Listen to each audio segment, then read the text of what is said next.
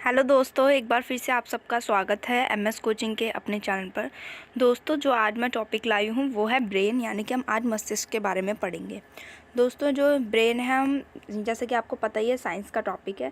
ठीक है दोस्तों, ये जो ब्रेन है दोस्तों, इस जो टॉपिक के बारे में हम अच्छे से पढ़ेंगे वो ड्यू बीएड के पर्सपेक्टिव से पढ़ेंगे, और हो सकता है चांसेस कि सीईटी में भी इससे रिलेटेड क्वेश्चन बन जाए दोस्तों। तो इसमें हम कवर करेंगे साइंस के इंपॉर्टेंट टॉपिक्स, और इससे रिलेटेड जो साइंस के इंपॉर्टेंट टॉपिक्स हैं वो मैं ऑलरेडी कवर करा चुकी हूँ, जो ड्यू बीएड में आएंगे, मतलब चांसेस होंगे। क्योंकि जैसा कि आपको पता ही है कि जो बीएड का एंट्रेंस एग्ज़ाम होता है उसमें साइंस से आपको 30 to 35 क्वेश्चन आपको देखने को मिलते हैं। ठीक है दोस्तों, 30 to 35 क्वेश्चन जो होते हैं, मतलब मैक्सिमम मार्क्स जो होते हैं साइंस से हम गेन कर सकते हैं।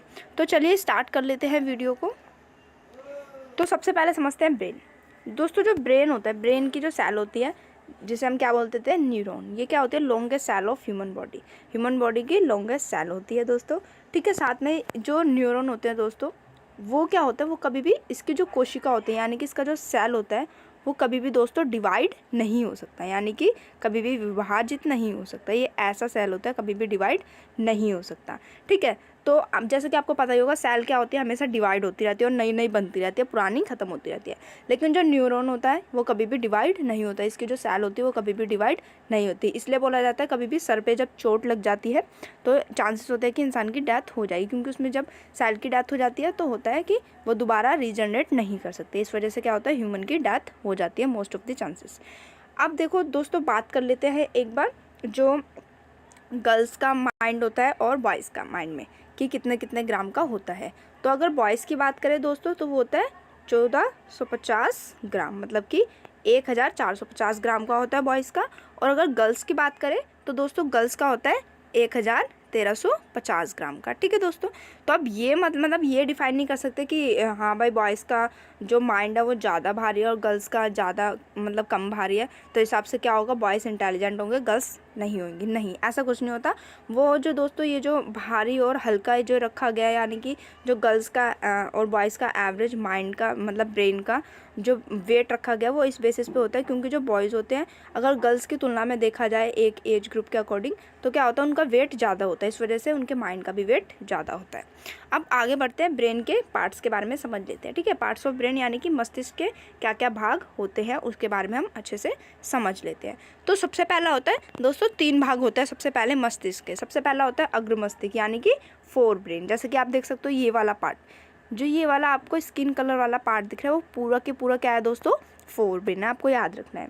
सेकंड होता है दोस्तों मध्य मस्तिष्क, यानी कि मिड ब्रेन होता है। ठीक है, मिड ब्रेन आप देख सकते हो जो ग्रीन कलर का है वो हमारा मिड ब्रेन है। ठीक है, अब जो पश्च मस्तिष्क होता है, यानी कि जो थर्ड होता है वो होता है हिंड ब्रेन। ठीक है दोस्तों, ये जो थोड़ा लाइट येलो में देख रहे हैं ना आप दोस्तों, ये आपका हिंड ब्रेन है। ठीक है, तो ये आपके 3 पार्ट होते हैं मस्तिष्क के, यानी कि ब्रेन के।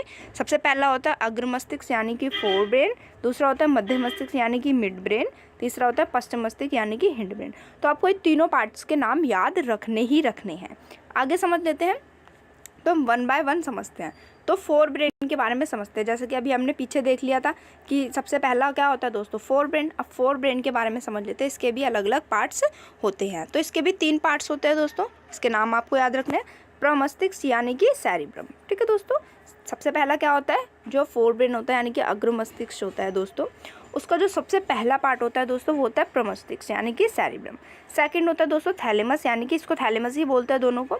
और तीसरा होता है हाइपोथैलेमस। ठीक है दोस्तों, तो ये 3 होते हैं, प्रमस्तिष्क यानी कि सेरिब्रम, फिर थैलेमस और हाइपोथैलेमस। ये 3 पार्ट होते हैं किसके दोस्तों, अग्र मस्तिष्क के, फोर ब्रेन के।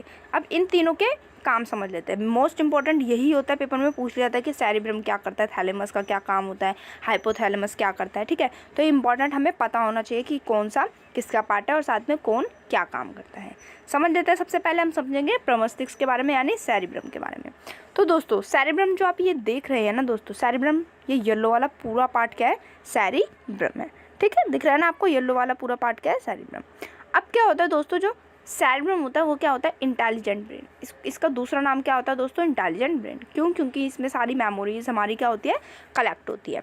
जैसे कि आपको पता ही होगा, अगर आपको कभी आपने बचपन की कोई बात याद हो आपको, या फिर कोई भी मेमोरीज याद हो, वो सारी हमारी कलेक्ट कहाँ पे होती है दोस्तों, सेरेब्रम में होती है।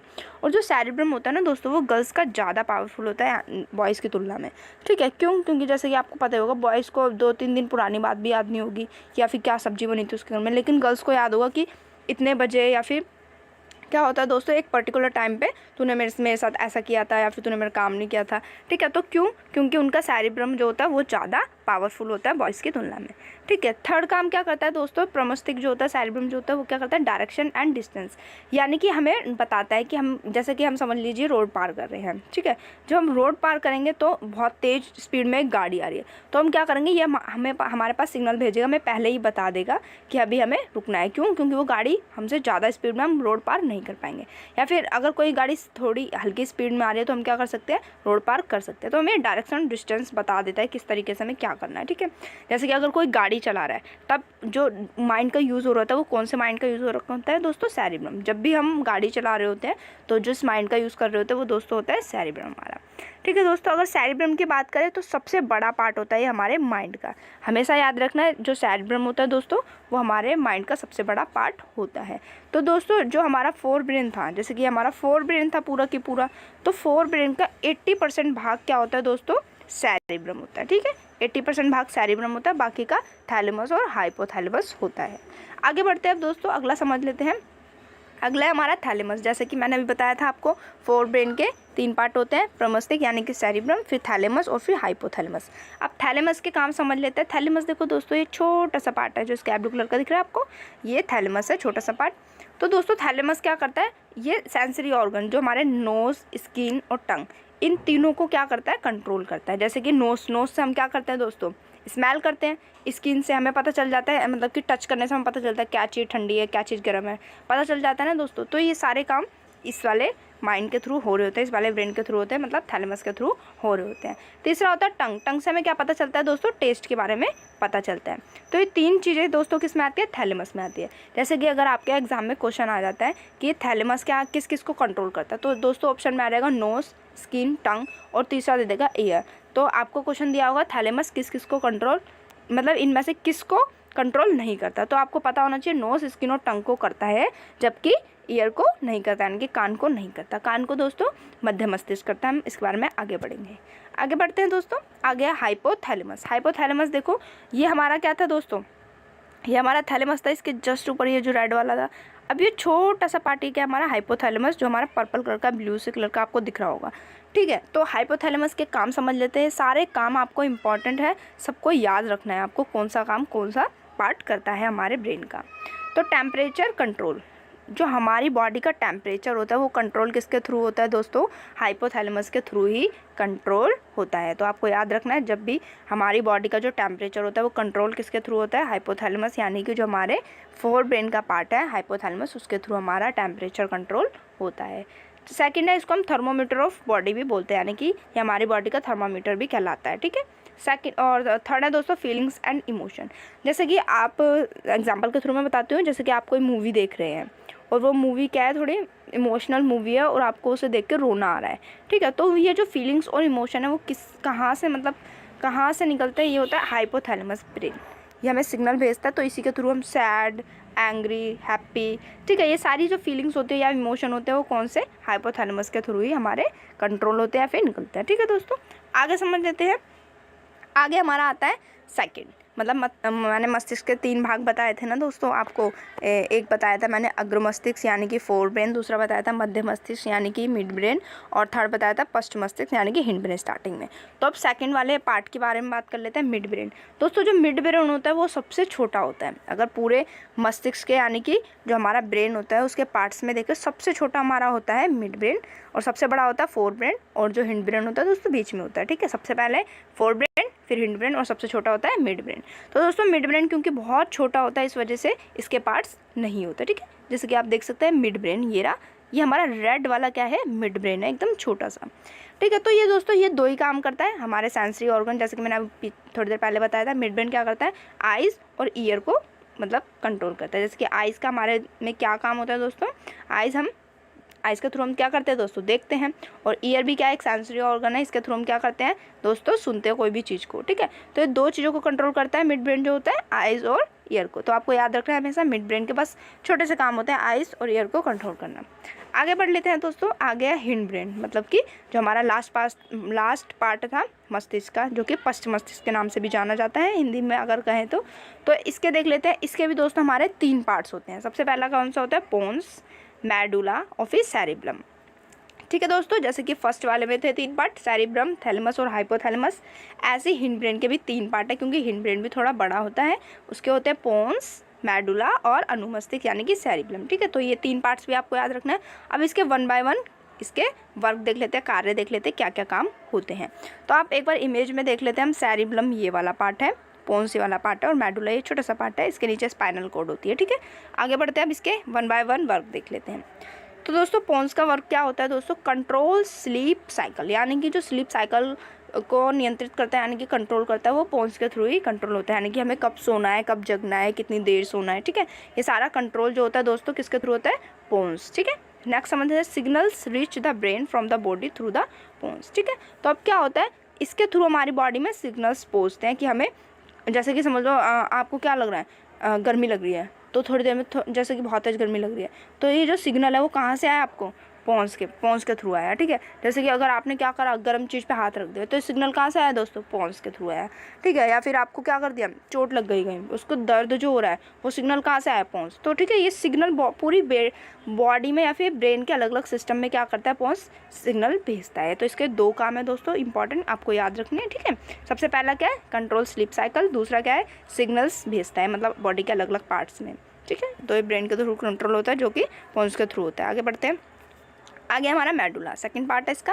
मेडुला क्या करता है दोस्तों, कंट्रोल्स ऑन इनवॉलेंट्री एक्शन, यानी कि अनैच्छिक क्रिया जो होते हैं ना दोस्तों, अनैच्छिक क्रिया, इनवॉलेंट्री एक्शन, यानी कि जिन पे हमारा कंट्रोल नहीं होता। हमारी बॉडी में बहुत सारे ऐसे काम होते हैं जिन पर हमारा कंट्रोल नहीं होता, जैसे कि हम सांस ले रहे हैं या फिर हमारा जो हार्ट है वो धड़क रहा है, तो ये सारे क्या इनवॉलेंट्री एक्शन है। या फिर छींक आ रही है हमें, हम पलक झपक रहे हैं, तो ये सारे इनवॉलेंट्री एक्शन है। तो ये 2 तरह के होते हैं। एक ऐसे होते हैं, मतलब कि इनवॉलेंट्री एक्शन एक ऐसे होते हैं जिसका होना इम्पॉर्टेंट है, मोस्ट इम्पॉर्टेंट है, ठीक है, और हम उसके बिना मर जाएंगे अगर वो नहीं होगा, ठीक है। दूसरे होते हैं जो इम्पॉर्टेंट नहीं होते, ठीक है, उसके बिना हम मरेंगे नहीं, मतलब हमारी डेथ नहीं होएगी। जैसे कि अगर इम्पॉर्टेंट की बात करें, जैसे कि हमारा सांस लेना मोस्ट इम्पॉर्टेंट है, अगर हम सांस नहीं लेंगे तो हमारी डेथ हो जाएगी। हमारा जो हार्ट है उसका धड़कना, उसका बीटिंग करना बहुत इंपॉर्टेंट है, अदरवाइज़ क्या होगा, हमारी डेथ हो जाएगी। और अगर हम ऐसे एक्शंस की बात करें, इनवॉलेंट्री एक्शन ही, जो मतलब अगर नहीं भी करें तो भी हमारी डेथ नहीं होगी, ठीक है। जैसे कि अगर हम पलक नहीं झपकाए, अगर थोड़ी देर रोक के रखना चाहे तो रोक सकते हैं। सेकंड, जैसे कि अगर हम छींक मारना चाहते हैं, ठीक है, छींक आ रहे हैं हम, और अगर हम उसे कंट्रोल करने की कोशिश करें तब भी हमारी डेथ नहीं होगी, ठीक है। तो जो मेडुला इसका यही कार्य होता है, क्या करता है ये, कंट्रोल्स ऑन इनवॉलेंट्री एक्शन, यानी कि अनैच्छिक क्रियाएं जो होती हैं हमारे हाथ में, जो काम कंट्रोल में नहीं होते, उनको क्या करता है, उनको कंट्रोल्स करता है, ठीक है। आगे बढ़ लेते हैं, तो हमारा लास्ट है सेरिब्लम। सेरिब्लम के बारे में पढ़ लेते हैं। सेरिब्लम क्या करता है, बॉडी बैलेंस। जैसे कि आपको पता ही होगा, जैसे कि हम चल रहे हैं, चलते चलते एकदम से ठोकर लग गई और हम बैलेंस करना चाह रहे हैं और गिरे नहीं, हमने बैलेंस कर लिया अपनी बॉडी को, तो ये किसके थ्रू हुआ दोस्तों, हमारे पास सिग्नल पहुंच गया सेरिब्रम के थ्रू, और सेरिब्रम ने हमें कंट्रोल कर लिया। तो हमारी बॉडी जो पूरी बैलेंस होती है, जैसे कि हम बच्चे होते हैं स्टार्टिंग में खड़े नहीं हो पाते, जैसे कि आपने देखा वो धीरे धीरे खड़े होना सीखते हैं, तो धीरे धीरे उनमें सेरिब्रम का विकास होता है, ठीक है। ऐसे हम लोग क्या खड़े हो जाते हैं, चल जाते हैं, बैठ जाते हैं, लेट जाते हैं, तो हमारी जो बॉडी है बैलेंस हो रही है वो किसके थ्रू हो रही है दोस्तों, सेरिब्रम के थ्रू। इसलिए इसे क्या बोलते हैं दोस्तों, ट्री ऑफ लाइफ भी बोलते हैं इसे, ठीक है। सेरिब्रम को क्या बोलते हैं, ट्री ऑफ लाइफ।